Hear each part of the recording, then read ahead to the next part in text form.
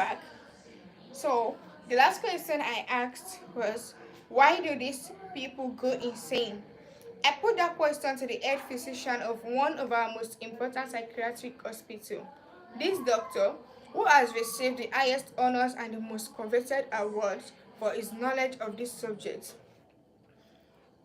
told me frankly that he didn't know why people went insane. Nobody knows for sure, but he did say that many people who go insane find in insanity a feeling of importance that they were unable to achieve in the world of reality.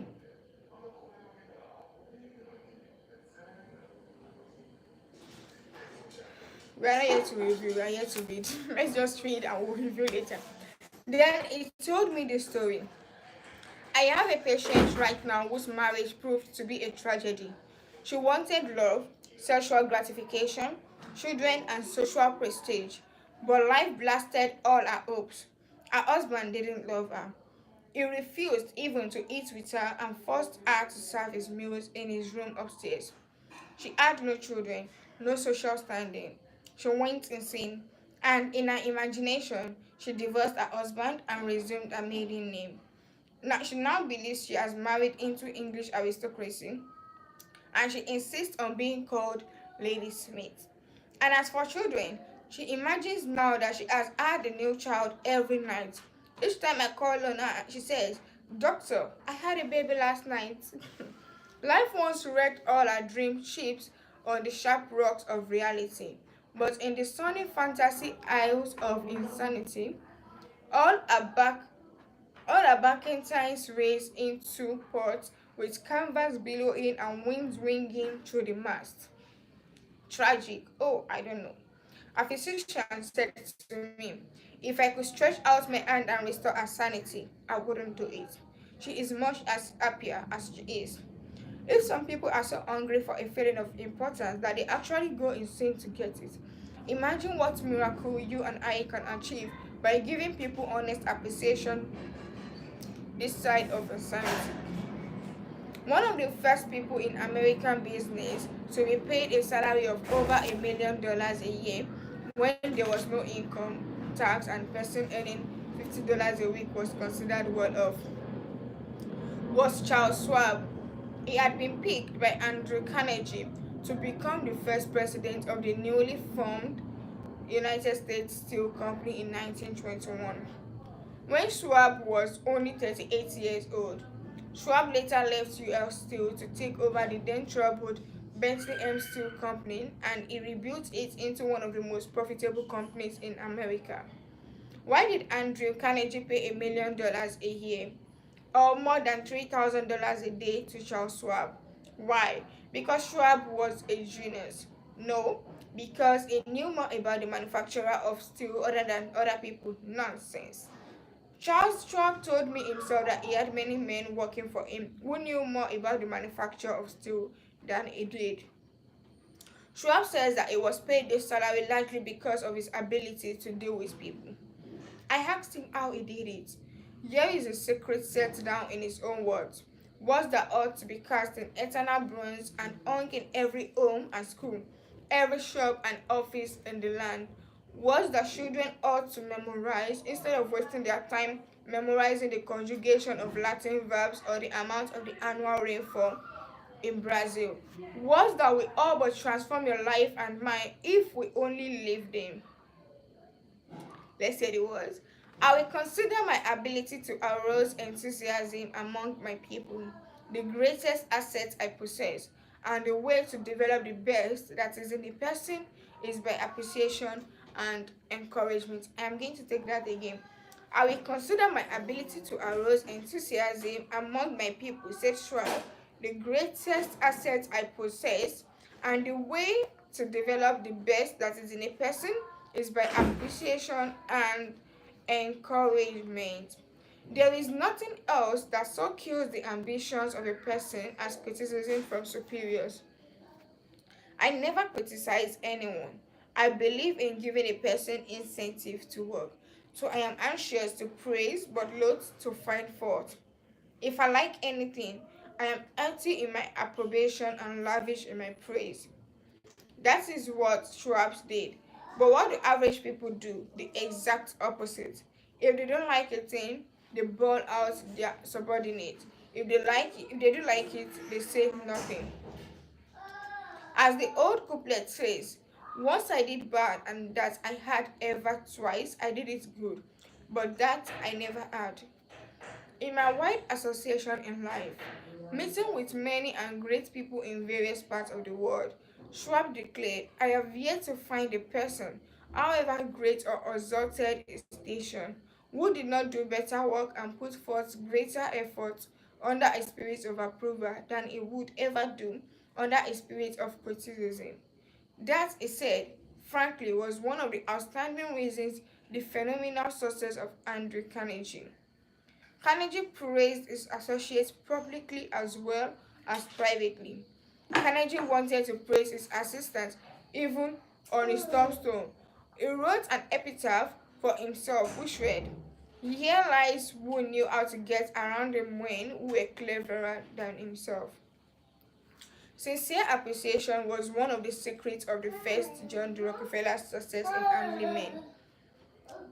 For example, when one of his partners, Edward T. Bedford, lost $1 million for the fame by a bad guy in South America, John D. might have criticized, but he knew Bedford had done his best and the incident was closed. So Rockefeller found something to praise.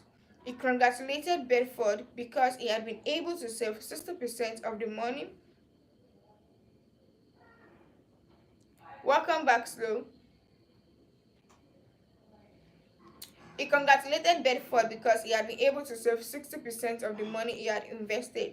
That's splendid, said Rockefeller. We don't always do as well as that upstairs. I have among my clippings a story that I know never happened, but it illustrates a truth, so I will repeat it. According to this silly story, a farm woman at the end of a heavy day's work set before her menfolk a heaping pile of hay, and when they indignantly demanded whether she had gone crazy, she replied, Why? How did I know you'd notice? I have been cooking for you men for the last 20 years, and all that time I hadn't had no word to let me know you wasn't just eating hay. When a study was made a few years ago on runaway wives, what do you think was discovered to be the main reason wives ran away? It was lack of appreciation. And I'd bet that a similar study made of runaway husbands will come out the same way. We often take our spouses so much for granted that we never let them know we appreciate them. A member of one of our classes told of a request made by his wife. She and a group of other women in her church were involved in a self-improvement program. Thank you. She asked her husband to help her by listing 6 things he believed she could do to help her become a better wife. He reported to the class, I was I was surprised by such a request. Frankly, it would have been easy for me to list 6 things I would like to change about her. My heavens, she could have listed 1,000 things she would like to change about me, but I didn't. I said to her, Let me think about it and give you an answer in the morning. The next morning, I got up very early and called the florist and had them send 6 red roses to my wife with a note saying, I can't think of 6 things I would like to change about you. I love you the way you are. When I arrived at home that evening, who do you think greeted me at the door? That's right, my wife. She was almost in tears. Needless to say, I was extremely glad I had not criticized her as she had requested.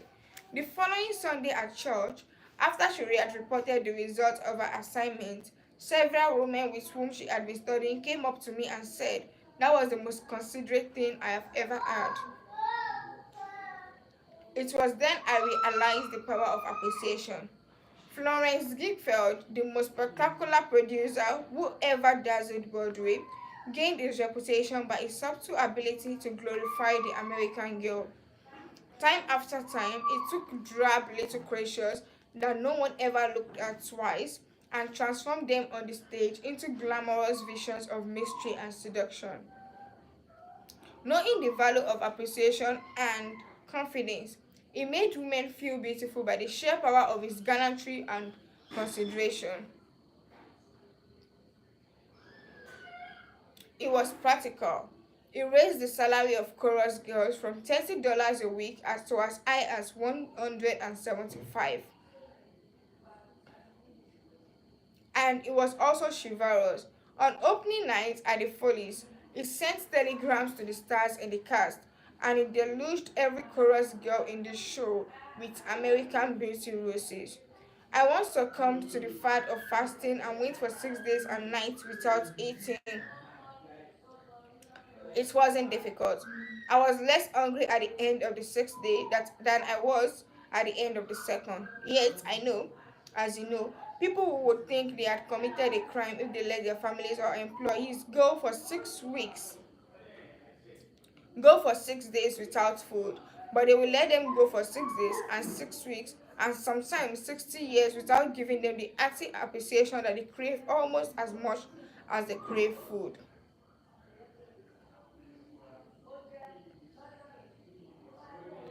When Alfred Luntz, one of the great actors of his time, played the leading role in Reunion in Vienna, he said, "There is nothing I need so much as nourishment for my self-esteem. We nourish the bodies of our children and the friends and employees, but how seldom do we nourish our self-esteem? We provide them with roast beef and potatoes to build energy, but we neglect to give them kind words of appreciation that will sink in their memories for years, like the music of the morning stars." Paul Harvey, in one of his radio broadcasts, The Rest of the Story, told how showing sincere appreciation can change a person's life. He reported that years ago, a teacher in Detroit asked Stevie Morris to help her find a mouse that was lost in the classroom. You see, she appreciated the fact that nature had given Stevie something no one else in the room had. Nature had given Stevie a remarkable pair of ears to compensate for the blind eyes. But this was really the first time Stevie had been shown appreciation for those talented ears. Now, years later, it says that this act of appreciation was the beginning of a new life.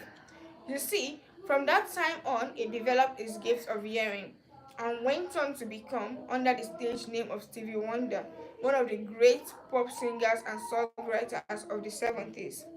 Some readers are saying right now as they read this line, "Oh, flattery, beer or I've tried that stuff, it doesn't work, not with intelligent people."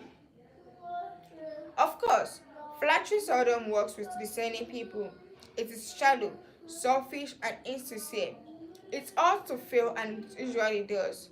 True, some people are so hungry, so thirsty for appreciation that they will swallow anything, just as a starving man will eat grass and fish worms. Even Queen Victoria was susceptible to flattery.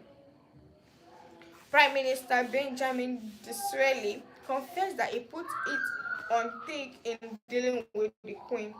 To use his exact word, he said he spread it on with a trowel. But Disraeli was one of the most polished, deft, and adroit men who ever ruled the far-flung British Empire. He was a genius in his line. What would work for him wouldn't necessarily work for you and me. In the long run, flattery will do you more harm than good. Flattery is counterfeit, and like counterfeit money, it will eventually get you into trouble if you pass it to someone else.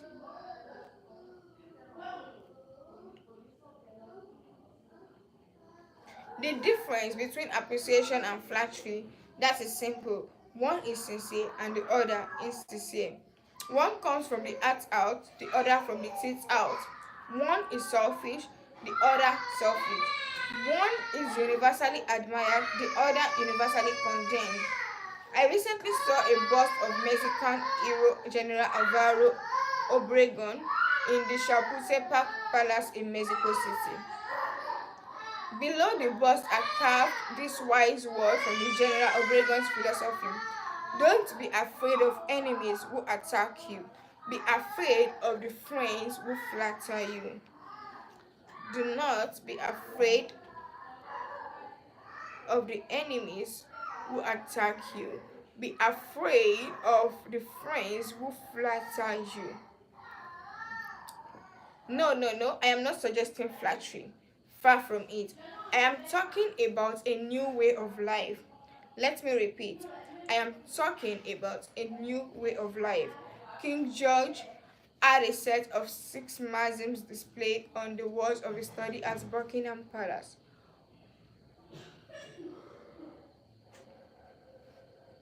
One of these maxims said, "Teach me neither to prefer nor receive cheap praise." That's all flattery is. Cheap praise. I once read a definition of flattery that may be worth repeating. Flattery is telling the other person precisely what he thinks about himself. Use what language you will. Say Ralph Waldo Emerson. You can never say anything but what you are. If all we had to do was flatter, everybody would catch on, and we should all be experts in human relations. When we are not engaged in thinking about some definite problems, we usually spend about 95% of our time thinking about ourselves. Now, if we stop thinking about ourselves for a while and begin to think of the other person's good points, we would have to resort to flattery so cheap and false that it can be spotted almost before it is out of the mouth. One of the most neglected virtues of our daily existence is appreciation. Somehow, we neglect to praise our son or daughter when he or she brings home a good report, our children when they first succeed in baking a cake or building a birdhouse. The book we are reading is How to Win Friends and Influence People by Dale Carnegie.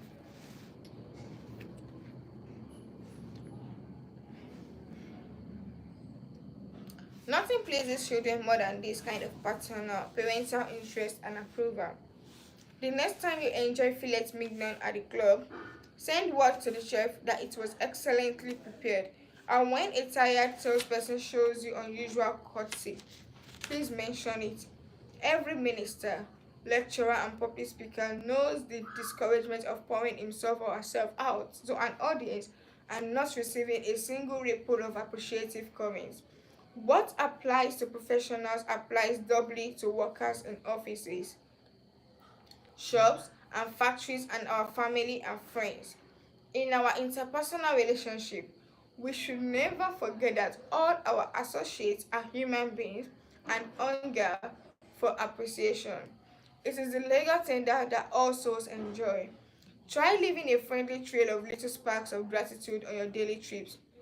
You will be surprised how they will set small flames of friendship that will be rose beacons on your next visit.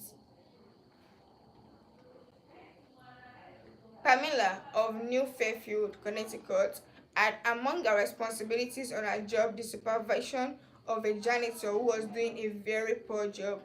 The other employees would jeer at him and litter the hallway to show him what a bad job he was doing. It was so bad, productive time was being lost in the shop. Without success, Pam tried various ways to motivate this person. She noticed that occasionally he did a particularly good piece of work. She made a point to praise him for it in front of the other people. Each day, the job he did all around got better, and pretty soon he started doing all the work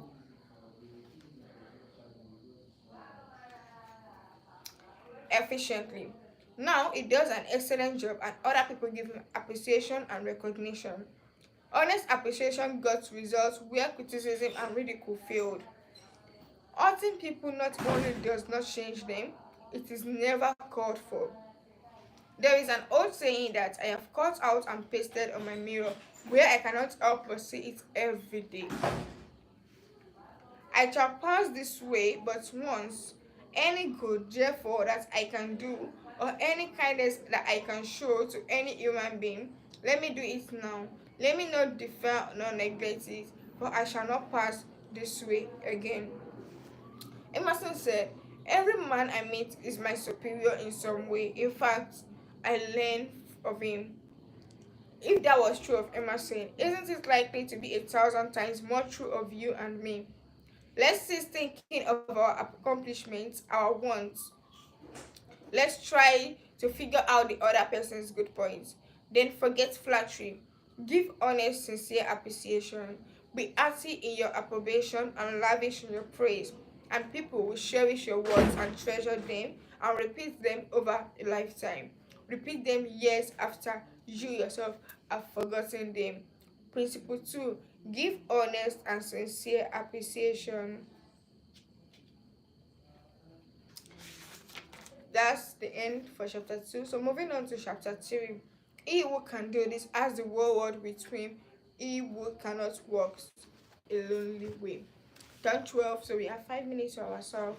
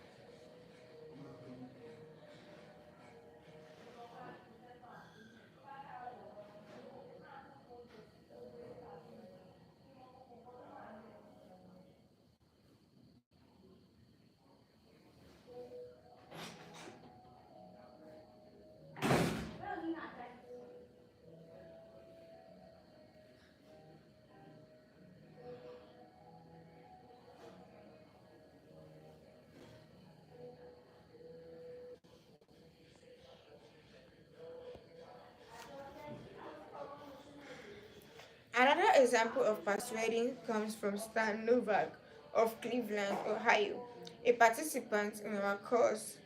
Stan came home from work one evening to find his younger son, Tim, kicking and screaming on the living room floor. He was to start kindergarten the next day and was protesting that he would not go.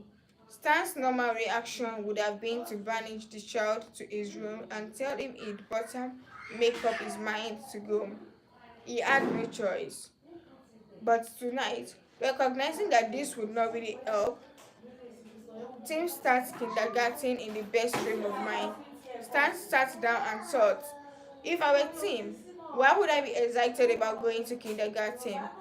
He and his wife made a list of all the fun things Tim would do, such as fingerpainting, singing songs, making new friends. Then they put them into action.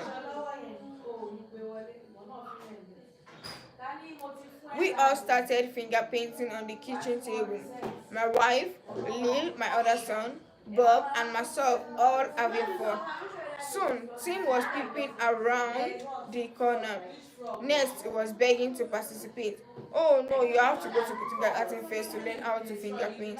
With all the enthusiasm I could muster, I went through the list talking in terms he could understand, telling him all the fun he would have in kindergarten.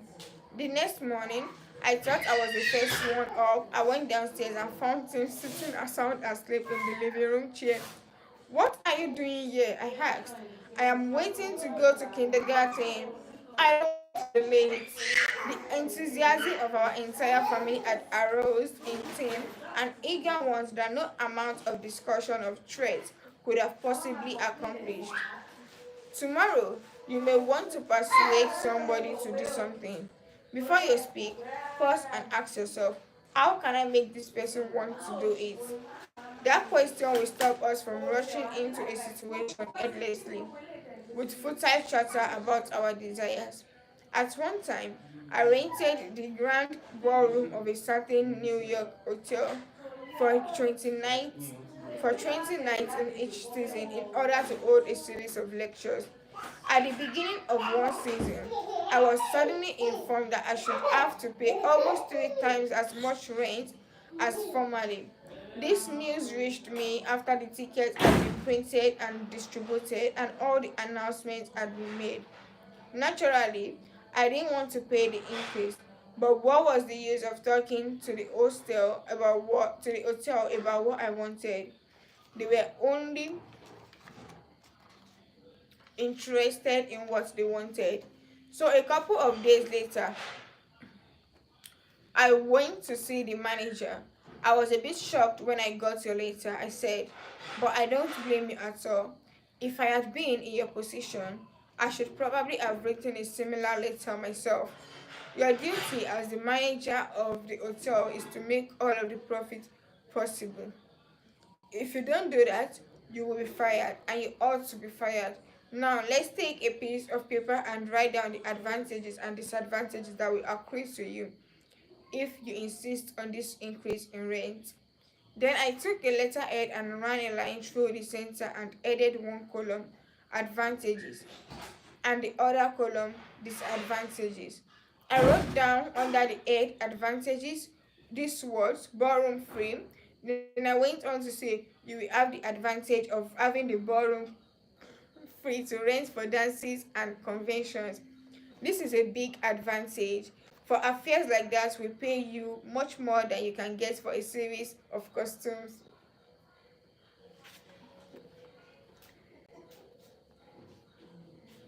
If I tie your ballroom up for 20 nights during the course of the season, it is sure to mean a loss of some very profitable business to you. Now, let's consider the disadvantages. First, instead of increasing your income from me, you are agreeing you are going to decrease it. In fact, you are going to wipe it out because I cannot pay the rent you are asking. I shall be forced to hold these lectures at some other place. There is another disadvantage to you also. These lectures attract crowds of educated and cultured people to your hotel. This is good advertising for you, isn't it? In fact, if you spent $5,000 advertising in the newspaper, you couldn't bring as many people to look at your hotel as I can bring by these lectures. That is worth a lot to a hotel, isn't it?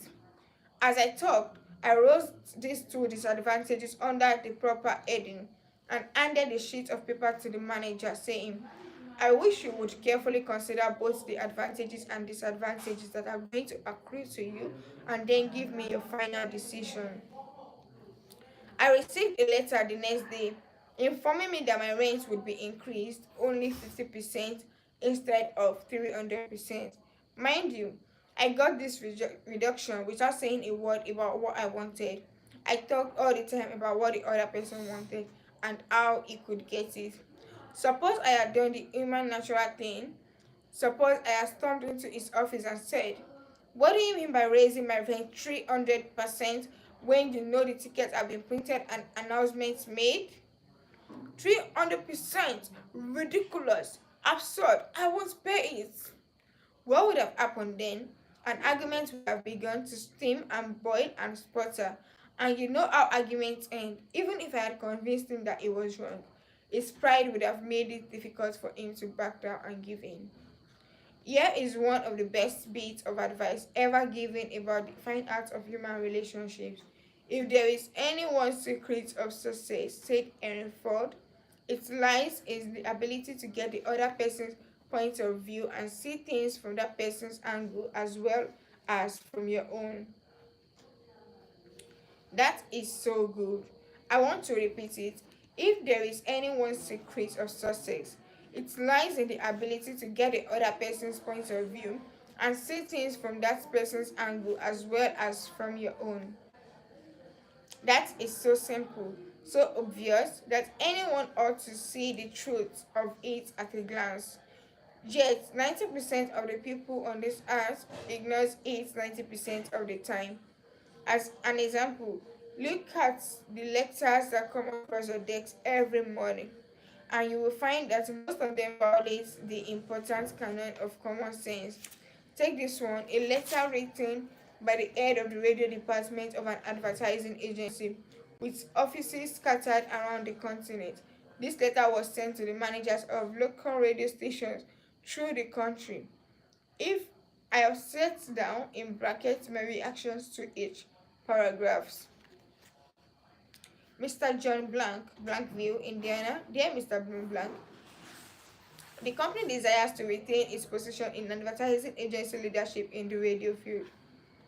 Who cares about your company desires? I am worried about my own problems. The bank is foreclosing the mortgage on my houses. The bugs are destroying the holy oaks. The stock market tumbled yesterday. I missed the 8:15 this morning. I wasn't invited to the Jones dance last night. The doctor tells me I have high blood pressure and neuritis and dandruff. And then what happens? I come down to the office this morning worried, open my mail and hear some little whisper snapper off in New York yapping about what his company wants. Bruh. If he only realized what sort of impression his letter makes, he would go out of the advertising business and start manufacturing sleep. Then, this agency's national advertising accounts were the bulwark of the network. Our subsequent clearances of station time have kept us at the top of agencies year after year. You are big and rich and right at the top. Are you? So what? You don't give two whoops in it if you're as big as General Motors or General Electric or General Staff of the US. If you had as much as sense as a half-witted hummingbird, you would realize that I am interested in how big I am, not how big you are. All this talk about your enormous success makes me feel small and unimportant. We desire to service our accounts with last word on radio station information. You desire, you unmitigated ass. I am not interested in what you desire or what the President of the United States desire. Let me tell you once and for all that I am interested in what I desire, and you haven't said a word about that yet in this absurd letter of yours. Will you, therefore, put the company on your preferred list for weekly station information? Every single detail that will be useful to an agency in intelligently booking time. Preferred list, you have your nerve. You make me feel insignificant by your big talk about your company, and then you ask me to put you on a preferred list, and you don't even say please when you ask it. A prompt acknowledgement of this letter giving us your latest news will be mutually helpful. You fool! You made me a cheap form letter. A letter scattered far and wide like the autumn leaves. And you have the gall to ask me when I am worried about the mortgage and the holy ox and my blood pressure to sit down and dictate a personal note acknowledging your form letter, and you ask me to do it promptly. What do you mean promptly? Don't you know I am just as busy as you are? Or at least I like to think I am. And while we are on the subject, who gave you the lovely right to order me around? You say it will be mutually helpful. At last, you have begun to see my viewpoints, but you are vague about how it will be to my advantage. Very truly yours, John Doe, Manager, Radio Department. P.S. The enclosed reprint form from the Black Veil Journal will be of interest to you, and you may want to broadcast it over your station. Finally,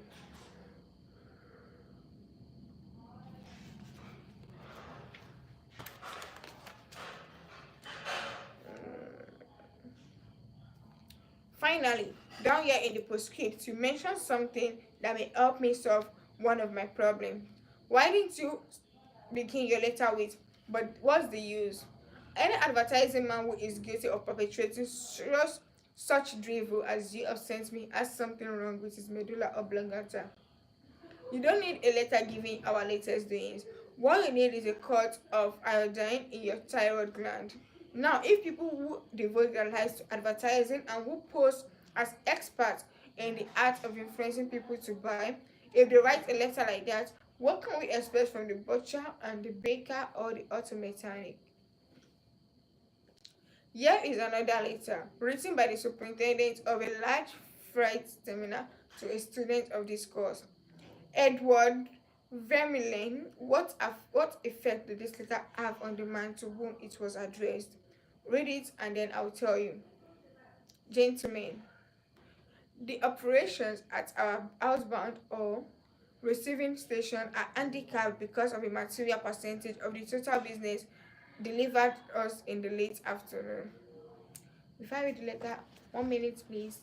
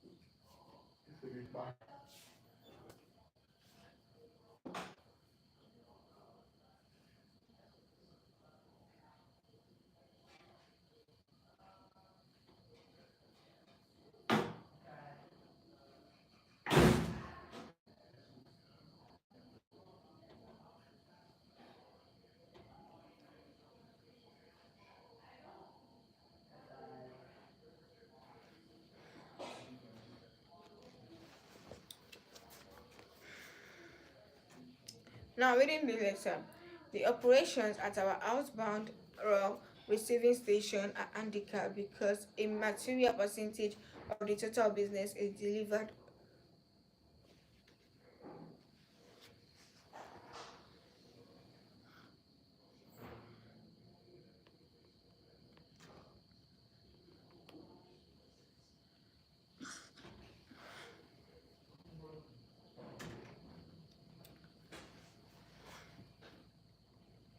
This condition results in congestion, overtime on the part of our forces, delays to trucks, and in some cases, delays to freight.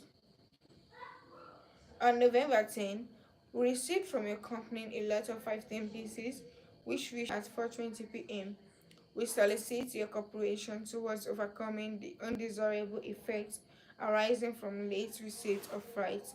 May we ask that on days on which you ship the volume which was received on the above date, efforts be made either to get the truck here earlier or to deliver us part of the freight during the morning. The advantage that would accrue to you under such an arrangement would be that of more expeditious discharge of your trust and the assurance that your business would go forward on the day of its receipt.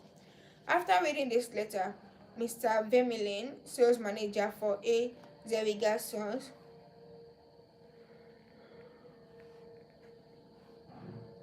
this letter had the reverse effect from that which was intended. The letter begins by describing the terminal's difficulties, in which we are not interested. Generally speaking, our cooperation is then requested without any thought as to whether it would inconvenience us.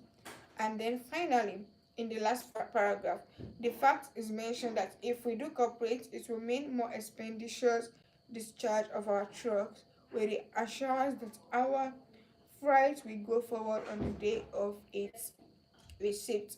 In other words, that in which we are most interested is mentioned last, and the whole effect is one of raising a spirit of antagonism rather than of cooperation. Next first.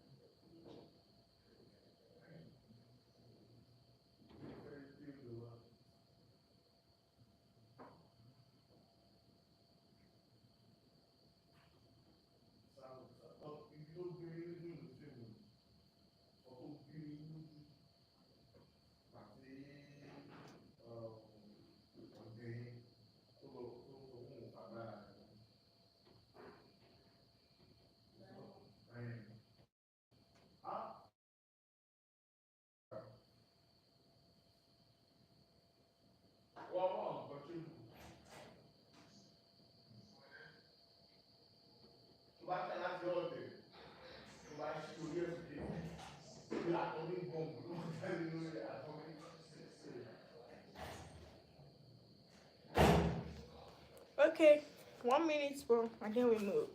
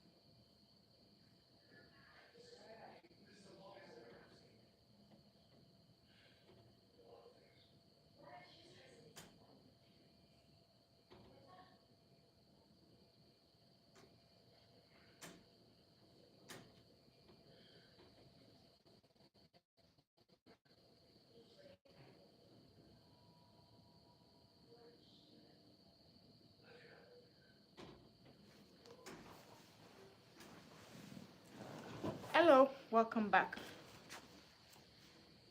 Reading the letter that should be written. Dear Mr. Vemile, your company has been one of the good customers for 14 years. Normally, naturally, we are very grateful for your passion and are eager to give you the speedy, efficient service you deserve. However, we regret to say what is possible for us to do that when your trucks brings us a large shipment late in the afternoon as they did on November 10. Why? Because many afternoon as they did on November 10, naturally that causes congestion. That means the trucks are held up unavoidably as the pets and sometimes even freight is displayed.